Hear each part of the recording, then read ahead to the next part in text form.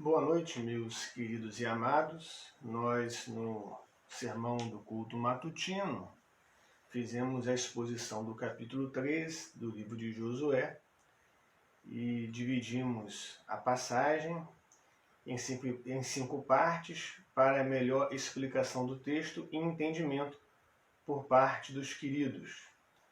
Então, fizemos a apresentação de 4 partes do texto. Faltou a 5ª parte que eu quero falar nesse momento e depois partirmos para as aplicações do texto às nossas vidas. A 5ª parte compreende os versos 14 ao 17 do capítulo 3. Então vamos ler. Diz assim, Josué, capítulo 3, versos 14 ao 17. Tendo partido o povo das suas tendas para passar o Jordão, levando os sacerdotes a arca da aliança diante do povo, e quando os que levavam a arca chegaram até o Jordão, e os seus pés se molharam na borda das águas, porque o Jordão transbordava sobre todas as suas ribanceiras todos os dias da cega, pararam-se as águas que vinham de cima, levantaram-se num montão muito longe da cidade de Adã, que fica ao lado de Sartã, e as que desciam ao mar da Arabá,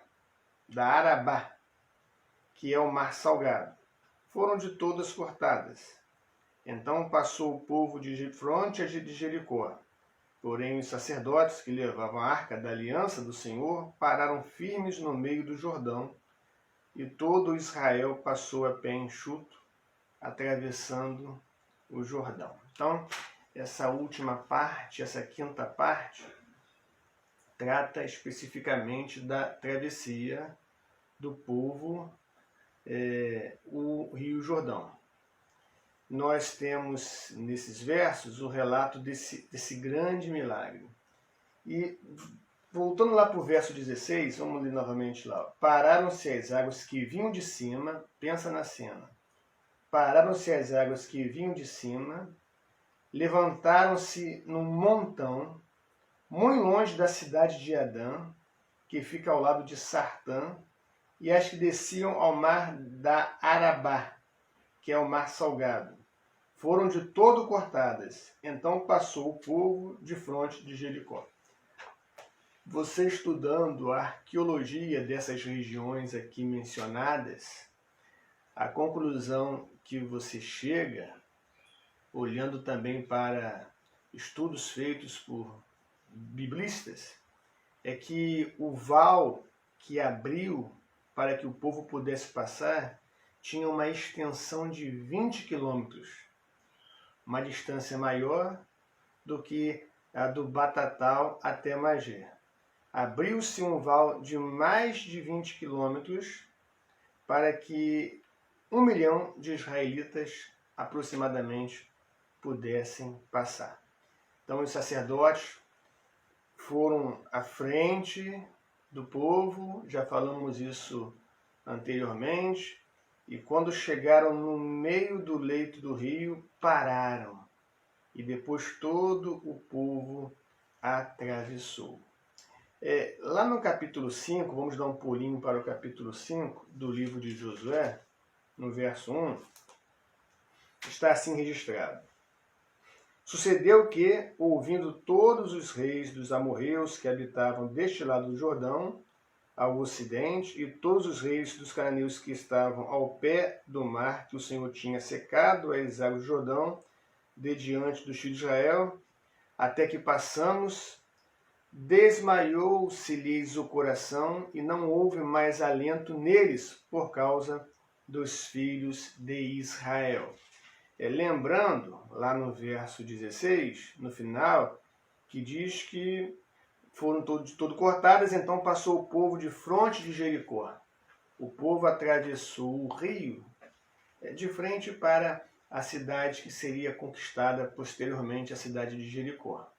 Falamos que houve um deslocamento de Sitim até as margens do Rio Jordão, bem de frente a Jericó.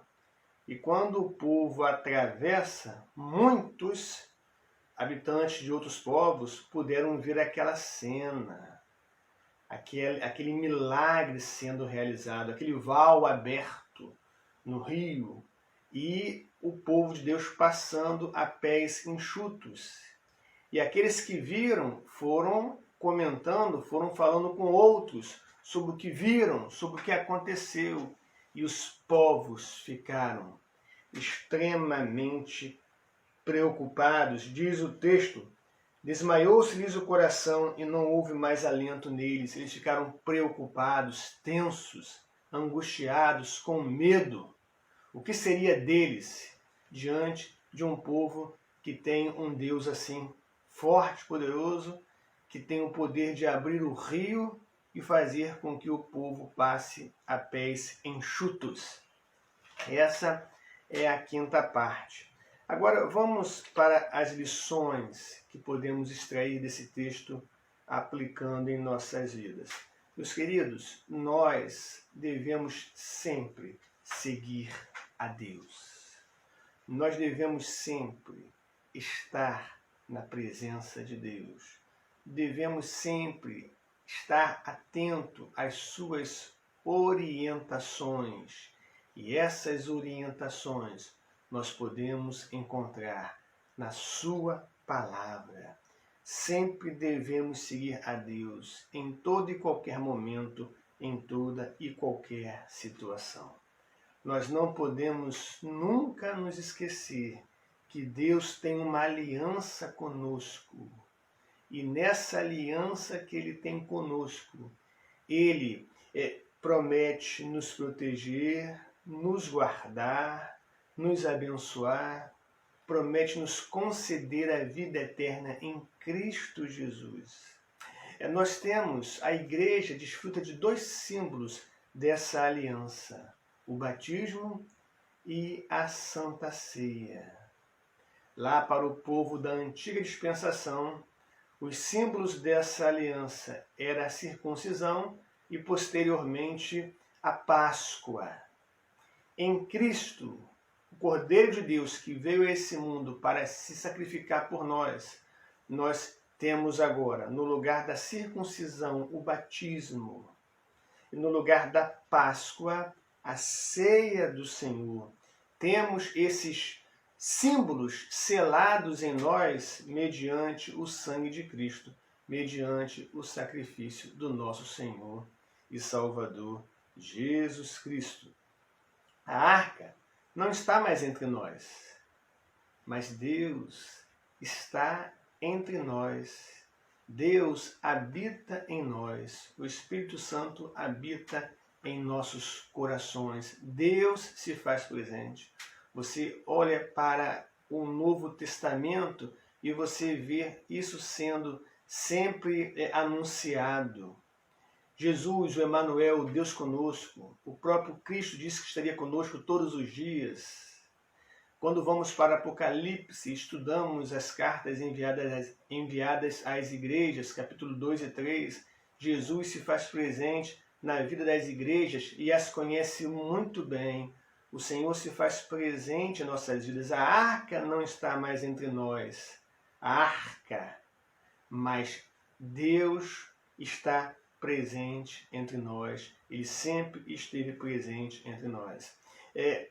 Ele não se manifesta mais entre nós numa coluna de fogo à noite, nem numa nuvem durante o dia, mas Ele se faz presente em nossas vidas. Meus amados, nós podemos conhecer a Deus e nós podemos seguir em frente, tendo o Senhor que vai conosco e vai à nossa frente, seguindo a sua direção mediante a sua palavra. E a aplicação dessa palavra em nossos corações pela ação do Espírito Santo. O Espírito Santo fala conosco através da palavra. O Espírito Santo fala conosco através das circunstâncias da vida. E eu sempre gosto de lembrar de uma experiência, dentre algumas que eu tive, mas eu quero destacar essa que, com certeza, muitos já ouviram, mas muitos não ouviram ainda, vão ouvir agora.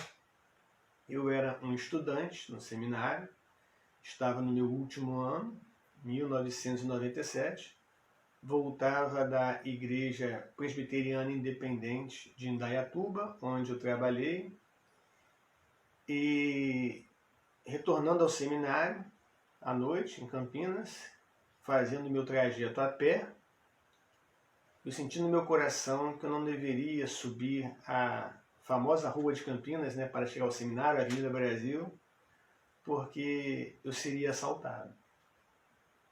Não deveria subir ali. Mas eu achei que fosse coisa da minha cabeça. Achei que fosse uma impressão. Não tinha ninguém na rua, não tinha nada, tudo tranquilo. Um Habib's do lado, bem movimentado. Não tinha nada ali na rua em si, a não ser um Habib's do outro lado, com as pessoas ali lanchando. E eu fui subindo a Avenida Brasil. Quando me aproximo de um ponto de ônibus, 4 ou 5 elementos saem não sei de onde, estavam escondidos e me assaltam.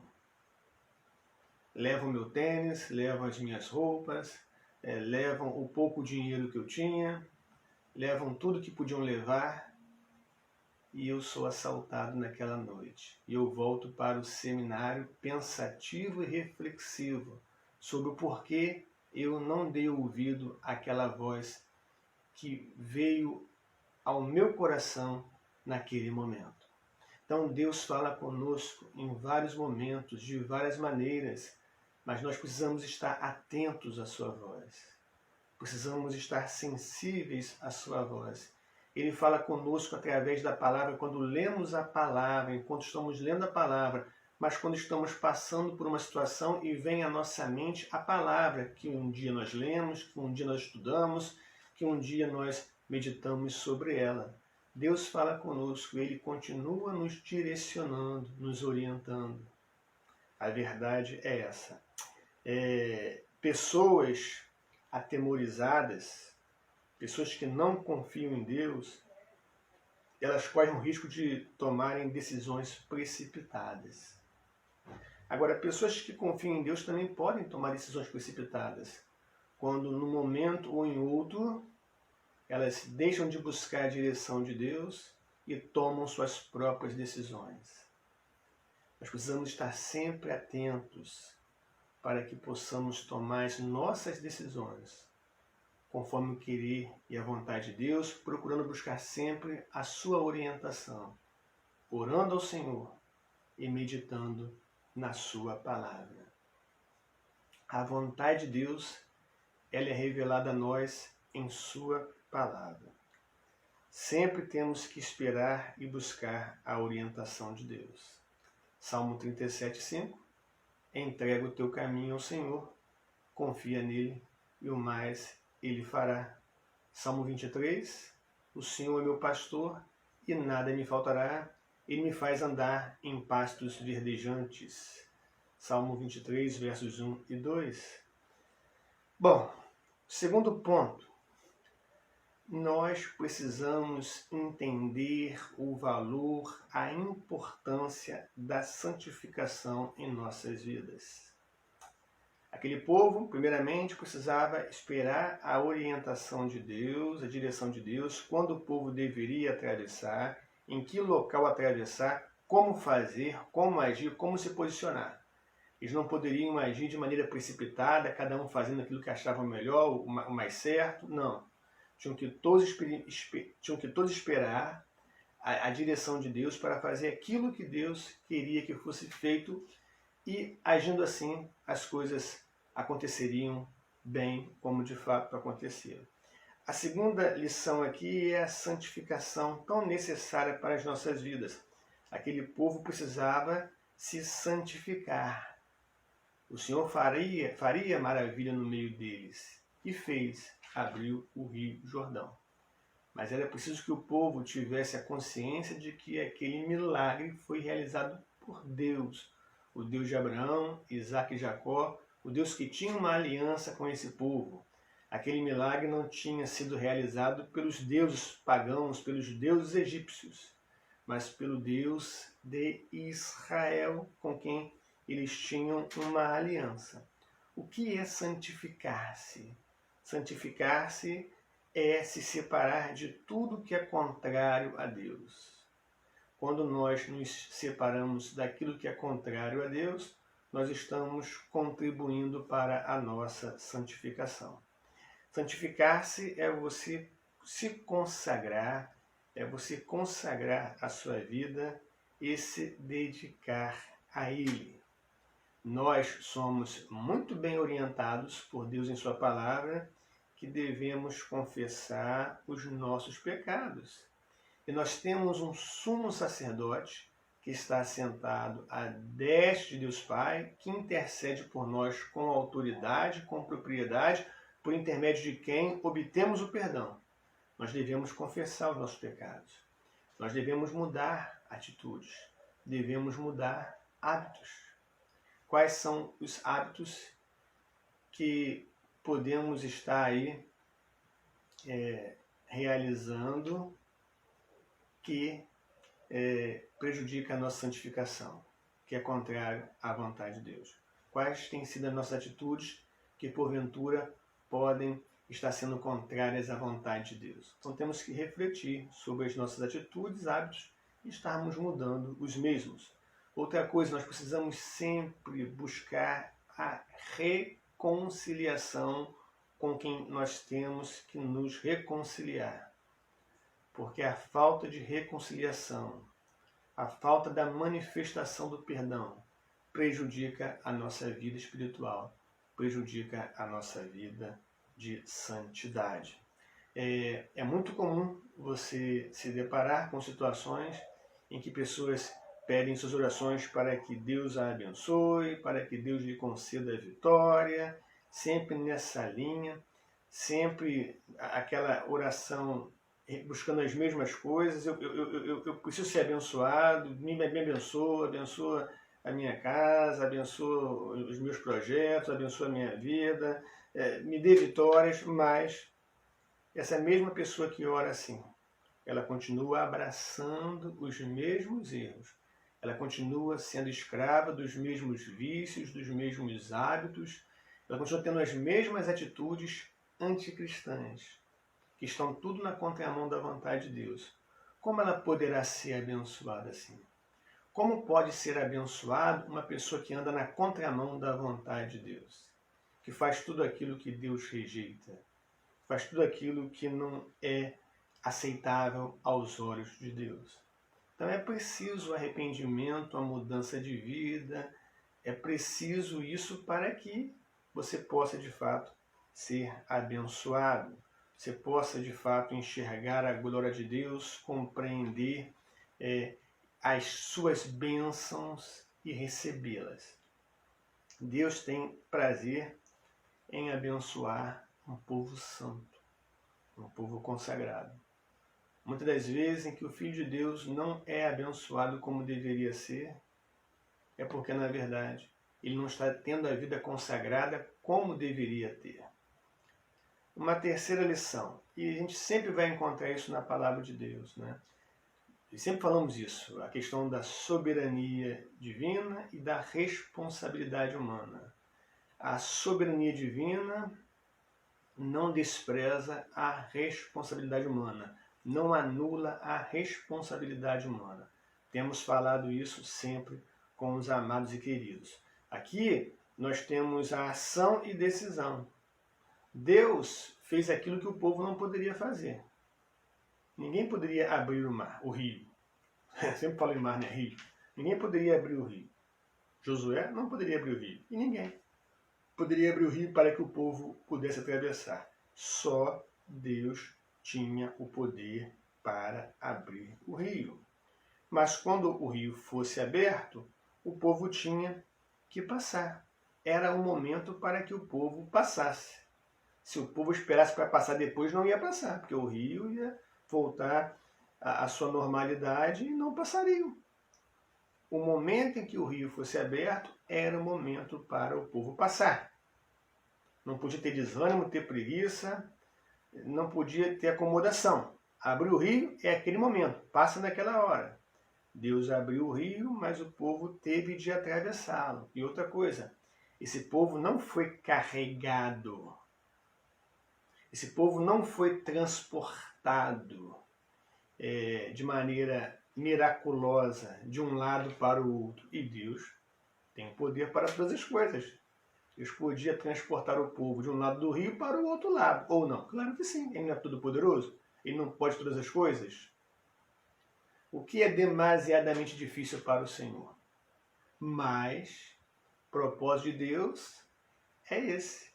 Eu abro o rio, mas o povo atravessa. E falamos anteriormente, né, lá no capítulo 1, que esse povo deveria preparar os seus alimentos e tudo, para que pudessem atravessar e chegar do outro lado, até que colhessem dos frutos da terra, se alimentasse dos frutos da terra, tivesse o alimento já preparado anteriormente. Nós não podemos nos entregar à inércia e à inércia espiritual. Um grande problema também que muitos cometem é a tal da procrastinação. Isso é uma desgraça na vida da gente. A gente tem que estar sempre atento a isso. Deixar para amanhã o que era para ser feito hoje. Amanhã eu faço, aí chega amanhã não faz. Depois de amanhã não faz. Vai enrolando. Essa bola de neve vai crescendo, depois a pessoa está toda enrolada. Eu me lembro de um jornalista que dizia assim: burocracia é a arte de deixar para amanhã o que poderia ter sido feito ontem. É um tipo de procrastinação. E a inércia, pensando na inércia, a inércia espiritual ela é terrível, porque nos leva a estarmos acomodados, a estarmos esperando que tudo aconteça, sem que nós tenhamos que fazer nada, sem que nós tenhamos que caminhar, que atravessar o rio, sem que nós tenhamos que preparar a nossa alimentação, sem que nós tenhamos que travar as nossas batalhas. A vitória Deus dá, mas eu tenho que entrar na batalha, eu tenho que lutar, eu tenho que combater. Pessoas tomadas por essa inércia, pessoas acomodadas, pessoas paradas, elas não agem quando as oportunidades surgem. Elas não atravessam o rio, não enxergam as oportunidades.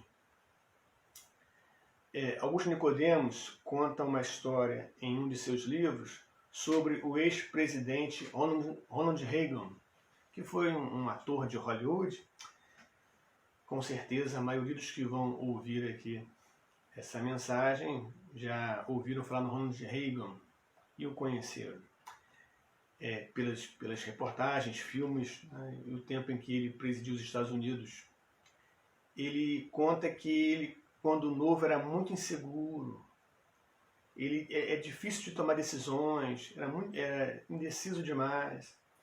E ele uma vez foi no sapateiro e pediu para que fizesse um sapato para ele. O sapateiro perguntou para ele: bico redondo ou bico quadrado? E o Reagan disse: não sei. Aí o sapateiro falou para ele assim: olha, volta daqui uma semana. Aí o Reagan voltou uma semana depois. E o sapateiro perguntou: bico redondo ou bico quadrado? Já decidiu? Já resolveu? Aí Reagan: eu não sei ainda, não decidi. Volta daqui a 7 dias, volta daqui a uma semana. Ele volta novamente. Quando chega lá, o sapato está pronto. Um com bico redondo e um com bico quadrado. Né? E Augusto Nicodemos disse o seguinte: quando nós não tomamos as decisões que devemos tomar, outros acabam tomando em nosso lugar. Pensando na nossa vida espiritual, nós precisamos tomar as decisões que devam ser tomadas. Nós precisamos tomar decisões, nós precisamos agir. Nós não podemos nos acomodar em nossa inércia. Nós precisamos nos movimentar. A oração, a palavra oração em si, ela já explica tudo para nós. Você ora, mas você age. Oração é orar, mas é agir, é ação. Você pede a Deus um emprego, mas você sai para procurar um emprego. Você pede a Deus algo, mas você faz, à luz da orientação do próprio Deus em sua palavra, a sua parte.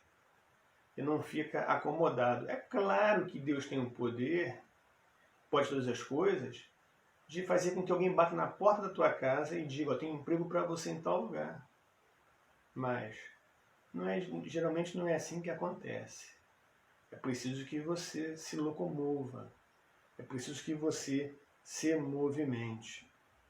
Meus queridos, chegando à nossa conclusão aí, Deus, Ele é o mesmo, Ele não mudou. Deus é imutável, como o Tiago também diz em sua carta, falando sobre a imutabilidade de Deus.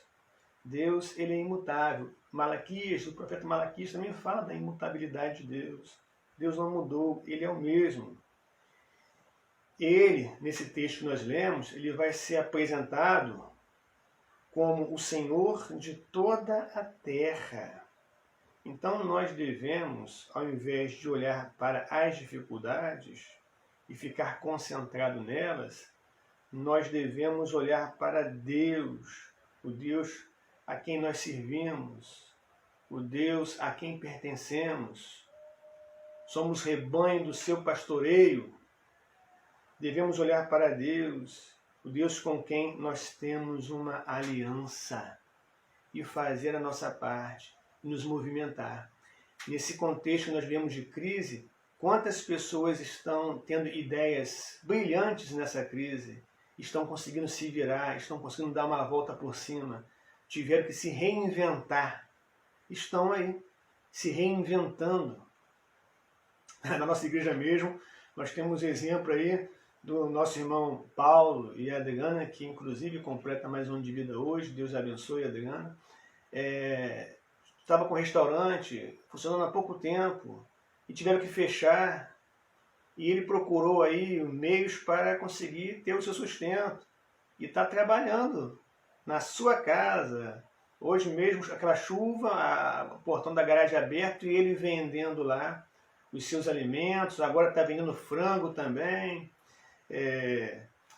Frango, como é que fala? No bafo, está vendendo muito, Deus o tem abençoado.